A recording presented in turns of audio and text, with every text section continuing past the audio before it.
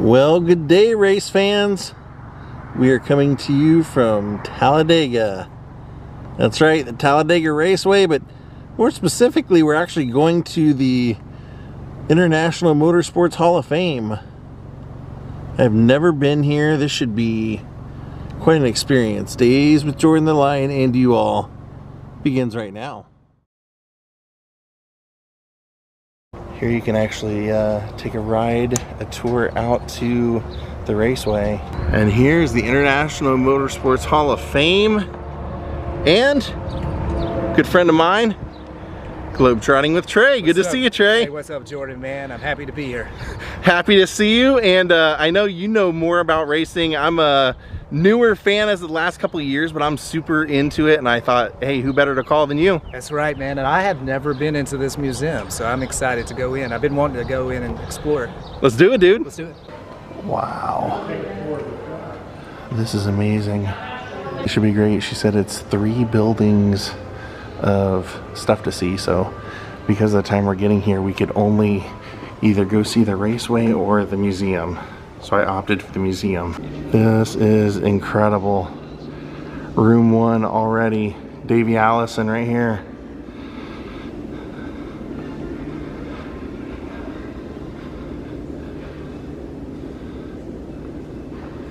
The great 28 Javelin. Final Davey Allison car still remaining. Was donated here. And that is this car. That was a sad death. Not on the track, but on the way too. Here we have the Sam Packard car. And over here we both kind of like, oh wow, Fireball Roberts. Black and gold 22. Just look how the inside was back then. Yeah, nothing like now. No roll cages. I mean, like a minor one, but everything's different. Got the seats even. You said your dad was a big fan of Fireball Roberts? He was, yeah. That was his favorite race car driver. That background. Then over here, Ron Bouchard.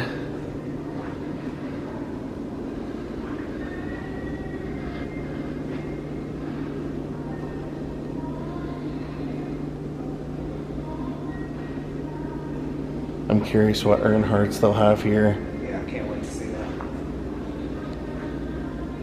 That's a Kevin Harvick car from Richard Childress. And then this one, I know a lot of people are going to get excited about. My friend who has Ric Flair's Starcade robe, and he has one of Richard Petty's hats right off his head, told me the only person he still wanted to meet in his life that could really blow him away at this point was Harry Gant. And then the very next day, someone on Facebook posted a photo of Harry Gant out using his riding lawnmower and said, Harry's still out racing. This one, Look at all the stickers. yeah, says that this is one that they acquired in 2006 for the Hall of Fame induction. Drove in his final Winston Cup race of his career. Looks like had a little bit of damage to it. One thing I like about this, they have them spaced out to where you can walk around the cars. Sometimes they really pack them in there and you can't get over and see like that. You can't see the body damage or even where he sat. This Winston car was actually made by Petty Enterprises.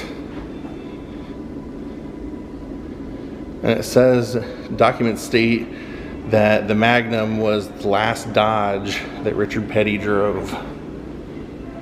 This is Darrell Waltrip's car. It says his favorite car, nicknamed Bertha. They won 12 races together. That is awesome. He helped Dale Earnhardt really get started. like get in a car and loan him one of his cars, and then when they would be out racing, Dale would be the guy, be like Daryl would get the most mad at. There's Mark Martin's car. It says the greatest driver to never win a championship.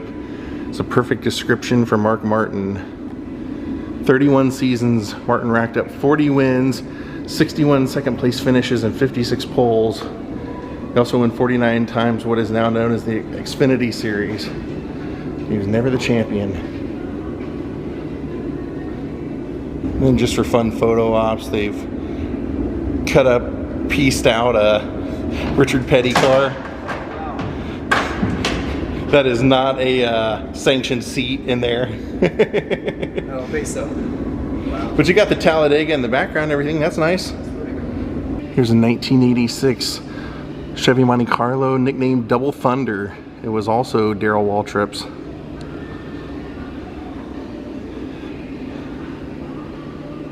That is awesome.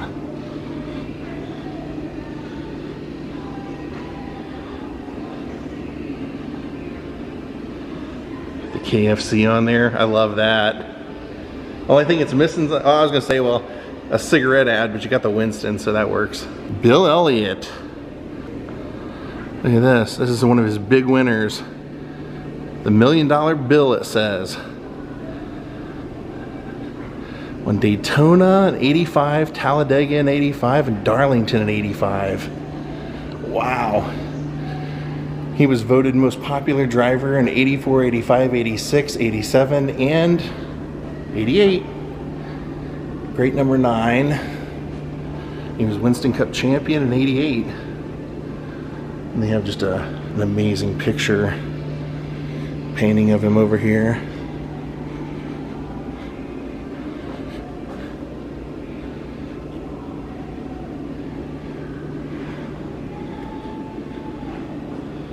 This is the most miraculous comeback in NASCAR history. He rallied this car in the '85 Ford Thunderbird from 2 laps down without the aid of a caution flag and won the '85 Winston 500. It's amazing. Big trophy. Yeah. Another Havoline Davey Allison. I don't think I ever saw him white. It's new to me.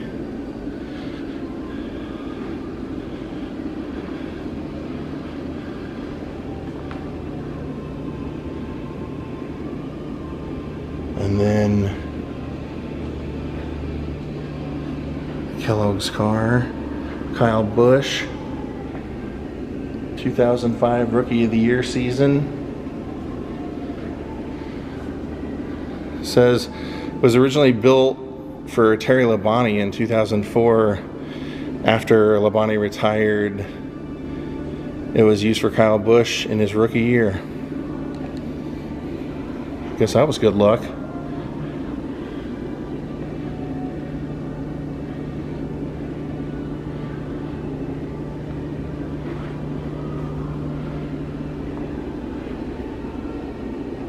This is Grant Adcock's car. It says we're on a record 4 straight ARCA 500s at Talladega Speedway.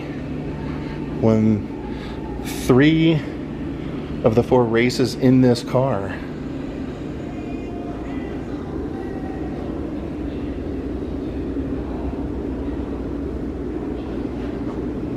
All right, that was building 1. Now we're heading out to building 2, I believe. Oh man, I'm super excited. Look at that. Alan Kulwicki's Hooters car. One of them, anyway. Race car driver, owner. One of the last cars that Alan Kulwicki drove. Sad story. Is actually coming back from sponsored Hooters event with a couple of the Hooters executives in the crashed. He was famous for the Polish victory lap, which you still see people do now, where they do the victory lap backwards. That's really cool to see. They actually have one of his trophies here. Winston Cup champion 92. Oh, look at that. You had to know we were gonna see one of these. We're gonna have to see a Ricky Bobby. you know, Talladega Nights. Trying to remember what the story they told me, why they could use this. There was a reason, because they ended up using the Wonder logo without getting their permission. But for some reason, there was something they did that it was deemed to be like an art piece, and because of that, they didn't have to get permission. I'll have to look into that as to what it was, but very cool to see.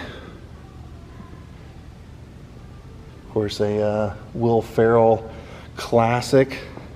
Other than Days of Thunder, it might be one of the few racing movies that anybody knows or turns people into a racing fan. But look over here, you have Ricky Bobby sitting there on the bench if you want to take a cool photo. It's great. Like I said, they give you plenty of room to where you can actually walk around the entire car and see both sides. So I can actually see the Alan Kulwicki car, the other side of it. But I was super excited because as soon as I saw this and looked right past it, I go, oh my gosh, Trey, do you see that? I don't know if this is Michael Waltrip's famous Daytona car, but man, I know he got it. I know he has it.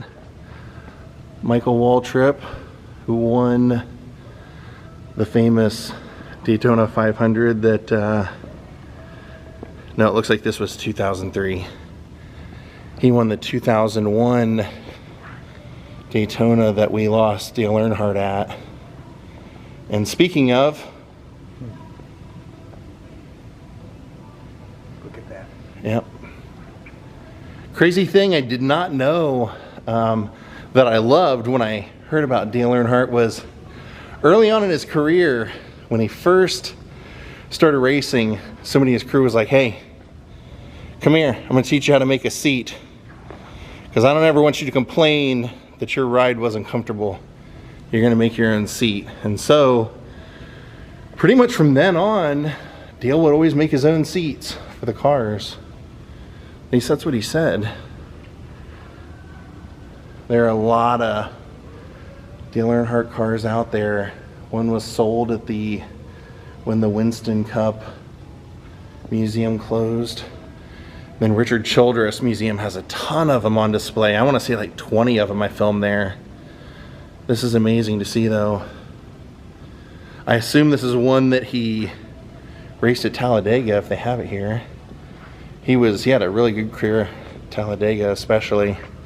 Daytona kind of haunted him. He had a hard time winning that. That took 20 years to finally win that race.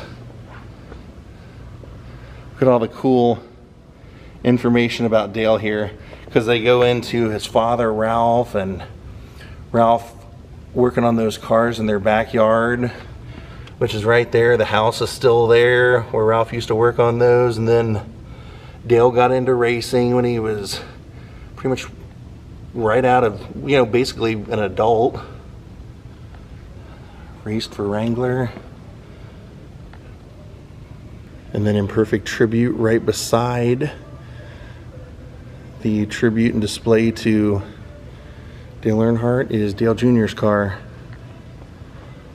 A lot like the one he won his first Daytona 500 in.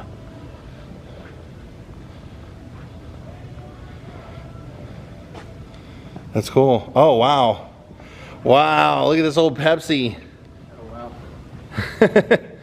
That is killer. Darrell Waltrip's car again. Darrell Waltrip had all the best companies, or all the best old school advertising. Yeah, logos and looks to his cars. Because I know they got to decide that kind of stuff. Richard Petty said the way they came up with Petty Blue is just, they were headed to a race, and one night they were working on the car. Night before the race, he said, we had a little bit of white, a little bit of blue, and I figured, let's just mix them instead of going out and buying more paint of one of those. This must be one of his rookie cars if it's here on display. Let's see, they got a placard here. Oh, his Daytona winner, yeah. This one is Jimmy Johnson's. Number 48 that he won Daytona in. Pretty amazing collection already. We've only seen about 2 buildings worth, and then this one, Jeff Gordon's.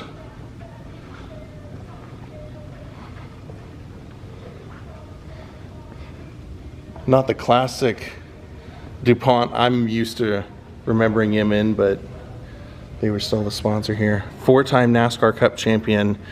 Favorite car was this one. It says 2004 Chevy Monte Carlo. And this room is all pictures of inductees and their Hall of Fame plaques. This one is Neil Bonnett's car.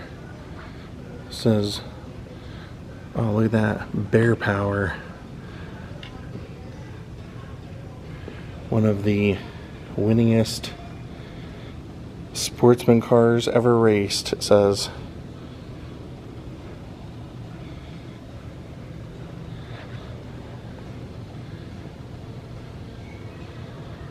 What if it doesn't scream 70s? Yeah. This room's amazing. I'm really shocked that they have up there on that image of Dale above the car. I don't know if that was contractual or what, that they would have an image of him with Teresa. She is not liked at all. In fact, when I made a video, everybody was calling her the Wicked Witch. We have Bobby Allison's car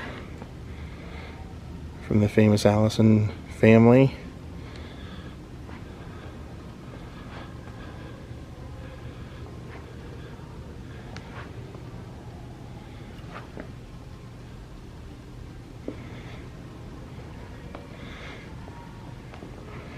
They actually have, look at that, Dick Trickle's car also.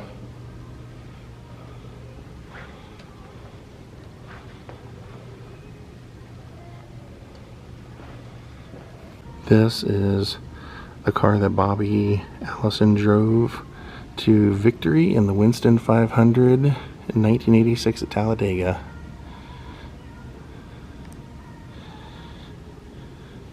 This is the Sears at Pikes Peak car. 60th annual hill climb in 81. Zipped up the famous 14,000 foot mountain in 32 minutes. The climb to the clouds. This entire hallway is all trophies and mementos of Bobby Allison. Look at that. Fire suits, Winston Cup trophies. Looks like the name off of his desk. Winston Cup Championship belt buckle with his name at the bottom. Championship flags back there. And that big one right there is when he won Daytona 500 in 1981. Governor's Cup.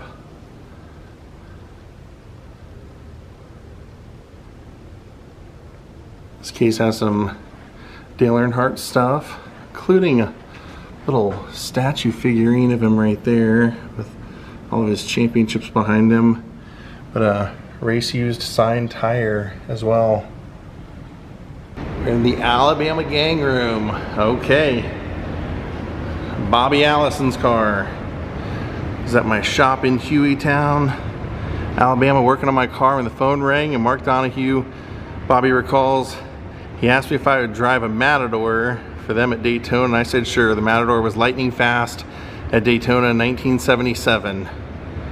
Qualifying Allison's second, just behind pole sitter David Pearson, who was driving a Mercury for Wood Brothers Racing. Allison contended for the lead all day until engine problems. With 15 laps to go, placed him 5th place when the checkered flag flew. Between the years of 1974 and 76, Allison drove a Matador to 4 NASCAR Cup wins. While this 1977 Matador never won in the Cup Series, It did win 2 USAC races. Nice. That looks like they have something of Donnie Allison's, but it is out on loan right now.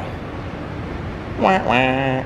I'm in the President's Suite here at the Speedway a few races ago, and I'm in there with Donnie and Bobby Allison, and I'm sitting there talking to Donnie Allison, and I'm like, hey, Mr. Allison, you know, does this make you miss racing? Sitting here watching a race. And he said, this is not racing. He told me that those guys aren't race car drivers, and then he went on and told me how he flipped off his brother in turn 4 here at Talladega to beat him one race. So he was, you know, that was old school. Old school. I was thinking that is old school mentality, man. This ain't no racing. A lot of people feel that way now. Like a lot of the current drivers, I hear them say that now. They're like, man, they don't let us do anything out there. And Richard Petty even says, man, these guys they don't know what it means to race the way we raced. And he told me that he was the first guy to take a car around the Speedway when they first built the track, and the tires blew out, like after 2 laps. Wow. So he said he was the first guy to ever take a car around the Talladega Superspeedway. Yeah, next time I come through here, which will probably be a month or 2, I want to try and take a tour of the Speedway. Here's Red Farmer's car.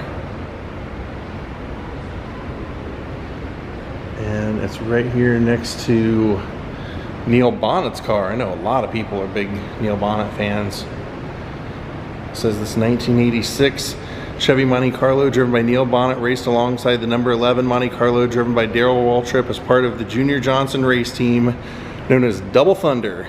Even though Bonnet and Waltrip were teammates at the Coors 420 race at Nashville Fairgrounds Speedway in Nashville, you would have never known it.